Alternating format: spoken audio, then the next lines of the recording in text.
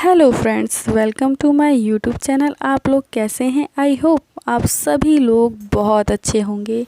मैं आज दीदी की कहानी में फिर से आप सभी लोगों के लिए एक कहानी लेके आ गई हूँ। पर इससे पहले ये कहानी मैं आप सभी लोगों को सुनाऊँ, मैं आप सभी लोगों से माफ़ी भी मांगना चाहूँगी, क्योंकि काफ़ी समय से मैं आप लोगों को कोई कहानी नहीं सुना पा रही थी। पर आज फिर से मैं आप लोगों के लिए एक कहानी लेके आ गई हूँ और चलते हैं इस कहानी को सुनेंगे और इन्जॉय भी करेंगे जैसे आप लोग करते हैं। पर उससे पहले आप सभी लोग मेरे चैनल को लाइक, सब्सक्राइब और बेल आइकन की घंटी को दबाना ना भूलें, ताकि नई नई कहानियाँ आप सभी लोगों के पास पहुँचती रहें। तो चलते हैं, कहानी सुनते हैं। क्या है कहानी? जो है 50 का नोट। एक व्यक्ति ऑफिस में देर रात तक काम करने के बाद थका हारा घर पहुंचा। दरवाज़ा खोलते ही उसने देखा कि उसका 8 वर्षीय बेटा सोने की बजाय उसका इंतज़ार कर रहा है। अंदर घुसते ही बेटे ने पूछा, पापा, क्या मैं आपसे एक क्वेश्चन पूछ सकता हूँ? हाँ हाँ, पूछो, क्या पूछना है? पिता ने कहा। बेटे ने पूछा, पापा, आप 1 घंटे में कितना कमा लेते हैं? पिता ने कहा, इससे तुम्हारा क्या लेना देना? तुम ऐसे बेकार के सवाल क्यों कर रहे हो? पिता ने झुठलाते हुए उत्तर दे दिया। बेटे ने कहा, मैं बस यूं ही जानना चाहता हूँ, प्लीज़ बताइए कि आप 1 घंटे में कितना कमाते हैं?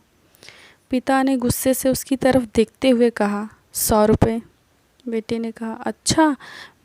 बड़ी मासूमियत से सर झुकाते हुए कहा उसने, पापा, क्या आप मुझे 50 रुपये उधार दे सकते हैं?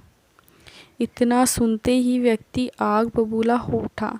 तो तुम इसलिए ये फालतू का सवाल कर रहे थे ताकि मुझसे पैसे लेकर तुम कोई बेकार का खिलौना या उटपटांग की चीज़ें ला सको। चुपचाप अपने कमरे में जाओ और जाकर सो जाओ। तुम सोचो कि कितने सेल्फिश हो। मैं दिन रात मेहनत करके पैसे कमाता हूँ और तुम उससे बेकार की चीज़ों में बर्बाद करना चाहते हो। यह सुन बेटे की आंखों में आंसू आ गया और वह अपने कमरे में चला गया। व्यक्ति अभी भी गुस्से में था और सोच रहा था कि आखिर उसके बेटे की ऐसे करने की हिम्मत कैसे हुई।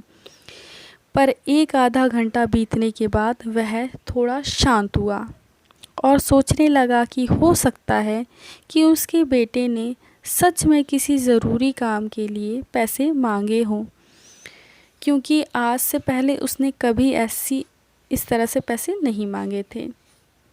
फिर वह उठकर बेटे के कमरे में गया। बोला, क्या तुम सो रहे हो? नहीं, जवाब आया।